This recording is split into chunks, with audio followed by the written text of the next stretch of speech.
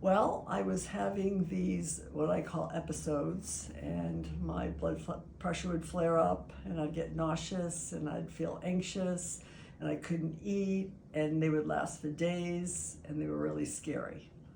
So at one point, when I was at my gastroenterologist, I had mentioned it to her NP about these episodes, and she suggested that it might be some sort of form of dysautonomia.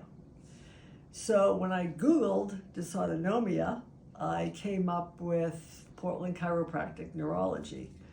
And I sort of just read about it and questioned it. Mm-hmm. And then I started to ask my primary care and my family practice chiropractor if they had heard of Portland Chiropractic Neurology. Both of them said yes, they had.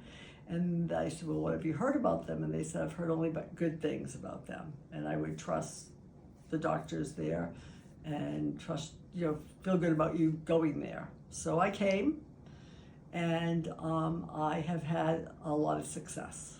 Great. And I'm feeling much better about myself and how I feel. It's still, an ongoing process, but hopefully, it'll get to the point where I'm pretty much self-sufficient with it. Yeah. But we'll see. Yeah. And your migraines are much better? My migraines are unbelievably better. That's huge for me because that has been a huge issue all my life. Dysautonomia and migraines are quite commonly connected. Yeah, and I didn't realize that until I started to read some of the literature you have about the hyperbaric oxygen tank. Yes. Which in that literature, you talk about dysautonomia and migraines, and that there being a relationship between the two. And I didn't even put that together because I've always suffered from migraines, but that they have recently transitioned into these episodes. Right.